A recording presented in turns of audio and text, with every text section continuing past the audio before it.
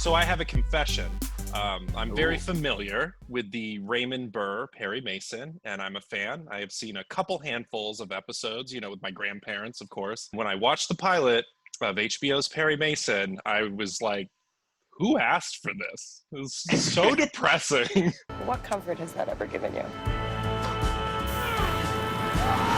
Like, who wanted this? And I did not like it. I was very unhappy with the show, but you were watching it and you encouraged me heavily to keep watching. True. And it is none other than Dan Harmon, who was like, I'm in love with this show 4 weeks in. And I was finally like, okay, let's do it. So I pushed through, kept watching the show, and it's a brilliant piece of work. It's so well done. I'm so glad I was wrong. I'm so glad you forced me to do it.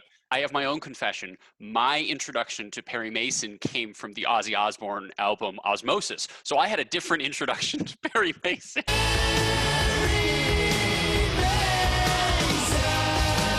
What's crazy is my grandparents love Ozzy Osbourne. They got me into him too. And it's perfect. They introduced you all the good things. So what's the movie?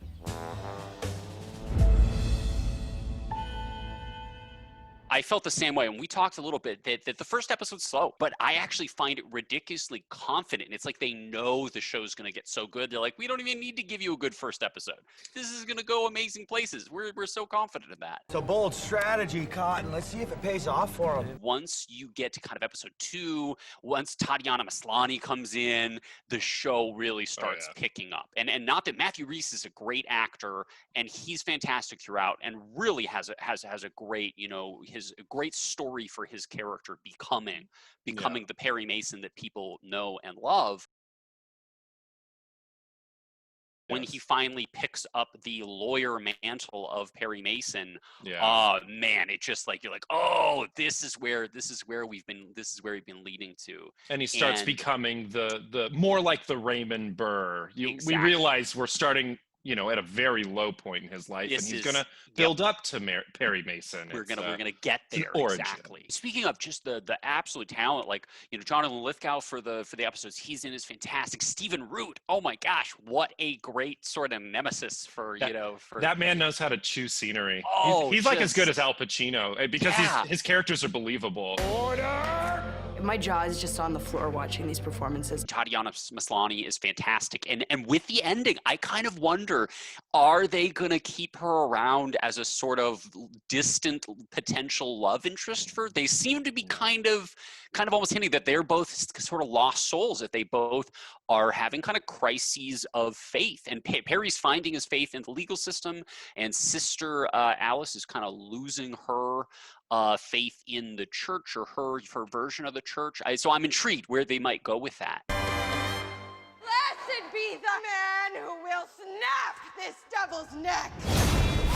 Chris Chalk plays Paul Drake, which is kind of a familiar character from Perry Mason, but it's kind of reinvented for the show. Juliette Rowlands plays Della. This is kind of the secretary of the show, but they've really expanded for this version, and both put in great performances. Oh, she's a standout. She's absolutely unbelievable. I'm the lawyer here! Then act like one, goddammit! So Veronica Falcone, who plays Lupe, like she's the sort of the lover, but also gonna possibly take away his farm. Like, well, I think her casting is a good indicator what the show is, because instead of just getting some like young ingenue, they clearly hired somebody who's an excellent actor who had incredible chemistry with Matthew Rhys, and they were just fantastic. Everyone was fantastic together, but just that, I was like, hire that lady. She's amazing. Confident and also kind of intimidating at times. Like, it was Sexy. very inspired. Like she did it all. Then don't make a mistake. What I thought the show started to do really well from episode 2 on is actually have humor. And I mean, it's kind of dark, it's kind of black at times, running around in shenanigans with dead bodies, but it's funny. And they start actually, the show starts breathing and starts working really good. So anybody out there who may have watched the first episode or is turned off by it because it's just not what you thought Perry Mason was supposed to be or whatever, it gets there. It gets there. It's almost like we're watching the first season is like the Perry Mason prequel. Our story is an origin story. It's much grittier than the Perry Mason that some people might remember. Well, the show has top-notch performances, incredible writing, and everything is working top to bottom. But I think head and shoulders above the rest is the world building and the sets and the design. I feel like I'm in the 30s. It doesn't feel like one wall with a bunch of green screen around it. It feels like there's this whole world. It's Los Angeles. There's all these people. They did an incredible job of flushing that out and feeling like it's lived in. We see a big flashback of Perry Mason during World War I.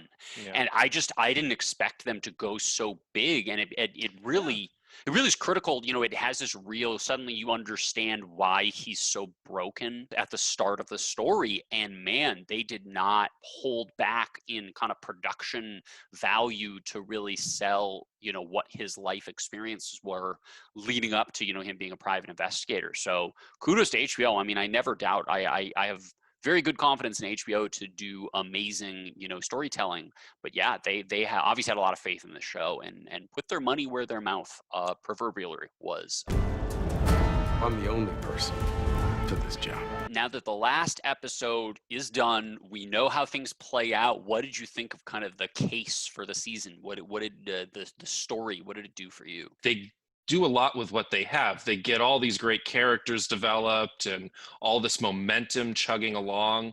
And I was perfectly fine with it, if that's what you're asking. I think it's well done, but it's simple. It's not trying to trick you with a whodunit, this and that. You kind of know who did it pretty quick. Actually, it really and it works. It was almost the most refreshing thing about the story was you kind of almost know all the pieces of it. There's really not any surprises left by the time they get to the last episode, for sure. Like, you kind of know all the pieces that are in place, and it's just a matter of them playing out. So I felt a little anticlimactic. A little bit. I think we're just so primed now for having a big, there's a twist, like, it secretly was the butler, but it just never, it doesn't happen. We know, Ennis, the cop, the detective, he's the one who kind of ran the job, and it was for the accountant at the church needed the money, and it was it. All the tension comes from, when are they going to find out? Is the cop going to find this? Who's going to get killed? This and that. The tension just comes from the situation itself. And they just do a good job of just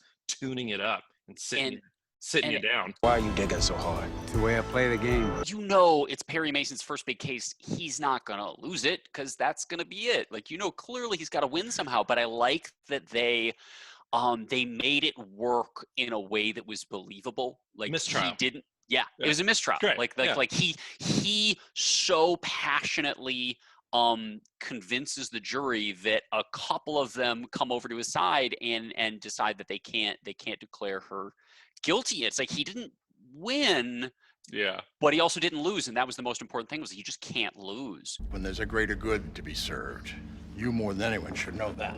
I love what they do, where Shea Wiggum was bribing one of the jurors. He's so great. I'm glad. I think we're going to see more of him in the next season. It seems like I was worried they were going to kill him off. I swore they were going to kill him. Yeah, because Drake is going to be taken over as his private eye. That clearly they're obviously, because we've seen the show, we know that that's going to happen. Their relationship was great. They were so funny together. Just like two old, married couple or something. Just crotchety. How about I have a look? You stay in the truck. Shut up. Yeah, I love that Shea Wiggum is secretly bribing a juror just to I help him, even though they're fighting. Technically, he's like, but he's still gonna help him out, and then it turns out he didn't need to, and that was kind of the magical thing. It was like there was a backup plan, but he didn't even need it. He convinced the jury on his own, which it was, again, the episode walked this tightrope of kind of getting the best of both worlds. This is way beyond your run-of-the-mill crime story. My only real criticisms are, I feel like there's a couple things where they kind of brought it up and then left it hanging a bit, and I was expecting them to do something and they didn't. I get it, and it kind of ends up being like, well, we're kind of done with that. It was a necessary intrigue, or it was almost like a red herring. The only thing that maybe frustrated me was it did end up feeling a lot like this is a big setup for where Perry Mason will go. It's so classic HBO that they make it sound like, it's just gonna be a one season thing. Yeah. This one, they clearly are intending to continue. So, like, it just seems silly to kind of have the pretense of, like, oh, it's this limited HBO, like, Perry Mason thing. No. You're planning on doing this for a while. Yeah, I'm happy. I'm totally. I would watch a second season of it. Music was great. Like the direction. Yeah, they had so much going right with the show. Where we have 450 extras or 350 extras, all in period costume. Those moments where you go, oh, this is big.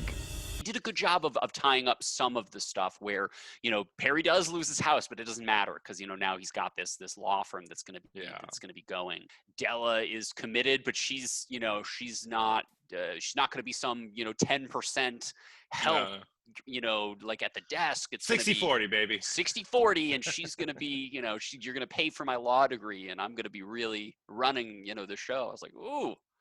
Yeah, you can tell him. I got a feeling, Chief. The church is in trouble at the end.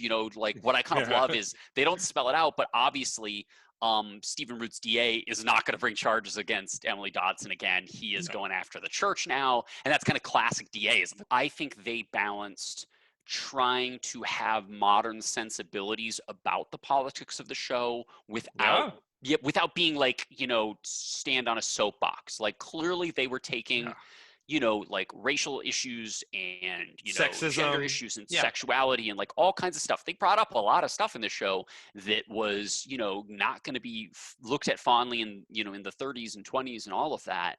But they approached it in a way where it was clearly for an audience now, but it didn't feel like it was pushing itself in some kind of really forced way. It felt it was very built into kind of the story and the identities of the characters. Yeah, they were like built into this 1930s world. It was perfect. I thought it was excellently done, the politics of the show. Don't talk to him. Everyone's doing some dirt. Talking about kind of tying up some of the ends in a creative way. The detective Ennis, clearly he's the bad guy. He's even if he's not the mastermind of the thing, he's the one who just gleefully was running this, this whole operation. Oh, he scared his partner to death. He was oh like, my gosh. The dude's like, wait, I'm corrupt, but you're this corrupt? You're a psycho. Just looking for justice. Perry Mason, fantasizes about catching him on the stand and, getting him to lie or getting him to confess. But ultimately, it's not life. That's not how it plays out. But what they do have played out is the partner clearly recognizes that this guy is dangerous and has no business being out there, being a cop, and he takes him out on the side, he basically pays somebody else to, a group of guys to drown him. And, and we get our justice, but it's just maybe not in the way you expected. It was kind of great. It was at the same time satisfying and unsatisfying. And I thought that was kind of the art of it. That was kind of the special That's what I loved about that it. It had going. Gave us what we wanted, but not in the way you expected, and maybe not in the way you would have preferred. Like, of course, we're like, oh, we want to drag off this. Yeah, it's very real life. Like and that was a tough balancing act because it's Perry Mason. We kind of expect big, lawyerly, confessions on the stand. Yeah. And they're like, no, this is a new Perry. This is a new, more modern, more grounded Perry Mason. Certain matters require discretion and finesse. That's the kind of thing you're good at. Was there anything you're hoping for season 2? For me, it's I want him to connect with his kid. And just more of that. They did a good job of having him be absentee, but still, like he loves his kid. He's there for his kid as much as he can be, but he's kind of, all screwed up. What's so funny is that I don't care what what trial they throw at us. There's just all kinds of stuff that I want to see. And the case itself, whatever they do for season 2, I'm sure they'll find something really compelling. But I'm like, yeah, that's we assume that. But I want all this other stuff. I want to see more. I want to see more of the dark side of the Perry Mason world. Speaking of dark sides, as the light goes out around me and it gets dark on my end, like my end of the web chat gets increasingly Perry Mason dark. Pilot episode over there. I'm the season finale. You're the pilot. I'm the pilot right here. It's not strictly about who done it. It's a show about characters. I think to your point, it's like a great baseball movie isn't about watching a baseball game. It's about watching characters you really love, go through whatever they're going through while baseball happens in the background. All that stuff's the backdrop. Same thing with Perry and Della. Perry and Della. Oh God, I love them. They're great. We're These gonna need actors more- all deserve crazy amounts of nominations. Absolutely. This whole show. And you know what? Like Matthew Rhys, obviously, that was it for me. I loved the whole run of The Americans, and I thought he and Kerry Russell were so fantastic in it. So this show had my attention from the start. Well, clearly we love Perry Mason, and we are giving a hearty recommendation to all of you out there. If you enjoyed the video, please like and subscribe, ring the bell, ding, ding, ding, all the things. And, we'll catch you next time.